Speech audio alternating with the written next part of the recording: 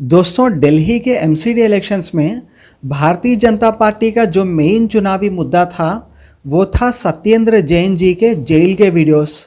उन्होंने सीसीटीवी के कई सारे जेल के वीडियोस रिलीज़ किए जिसमें उन्होंने आरोप लगाया कि सत्येंद्र जैन जी वो आराम से अच्छे अच्छे खाने खा रहे हैं, जेल में आराम से पैर भी दबवा रहे हैं और मसाज भी करवा रहे हैं। तो ये मेन मुद्दा रहा है बीजेपी का दिल्ली में, और इसका कुछ हद तक फ़ायदा बीजेपी को मिला भी है। सत्येंद्र जी के एरियाज़ में जो है वहाँ पर बीजेपी को ज़्यादा वोट्स और आम आदमी पार्टी को कम वोट्स मिले हैं।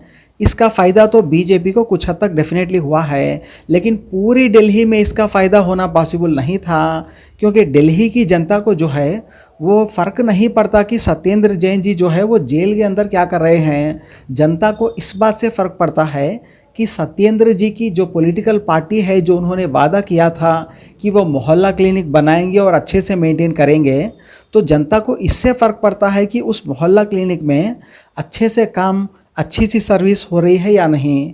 सत्येंद्र जैन जी की पार्टी ने जो वादा किया था कि हम स्कूल्स को अच्छे से डेवलप करेंगे, तो उनके वादे के मुताबिक स्कूल में अच्छे से पढ़ाई हो रही है या नहीं, बच्चों के मार्क्स जो है वो अच्छे आ रहे हैं या नहीं, इस बात से ही जनता को फ़र्क पड़ता है। अब वो जेल में बिरयानी खाए या दाल चावल खाए या चटनी खाए, इससे जनता को कोई फ़र्क नहीं पड़ेगा। हाँ, उनकी कुछ हद तक बुरी छवि पड़ सकती है, लेकिन उस एक मुद्दे से जो है वो पूरा चुनाव पलटना पॉसिबल नहीं था। लेकिन क्योंकि बीजेपी पहले से भी काम की राजनीति तो वो नहीं करती है, तो इसीलिए वो सिर्फ इस सत्येंद्र जैन जी के वीडियोस पर ही डिपेंड थे।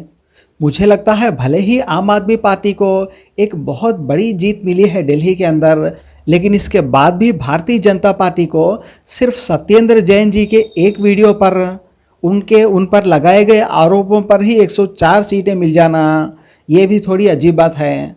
अब हो सकता है दिल्ली एमसीडी के अंदर, हो सकता है भारतीय जनता पार्टी ने कुछ काम भी किए होंगे जिसकी वजह से उन्हें वोट मिले हैं, लेकिन कभी उनको इस मुद्दे पर वोट तो मांगते हुए नहीं देखा गया है। वो हमेशा से ही अपोजिट पार्टी पर विलन होने का आरोप लगाकर ही वोट मांगते हैं, या फिर अपोजिट पार्टीज़ को मुस्लिम साबित करके ही वोट मांगते हैं। वो अपने काम पर तो कभी वोट नहीं मांगते, जिसकी वजह से जो जनता दिल्ली के बाहर है उनको पूरा यकीन है इस बात का कि बीजेपी ने वहाँ पे काम नहीं किया होगा। इसीलिए वो सत्येंद्र जी के जेल के वीडियोज़ दिखाकर वोट मांग रही है। ये ओपिनियन जनता का बन चुका है। तो ओवरऑल पे अब वहाँ पे आम आदमी पार्टी की सरकार बन चुकी है।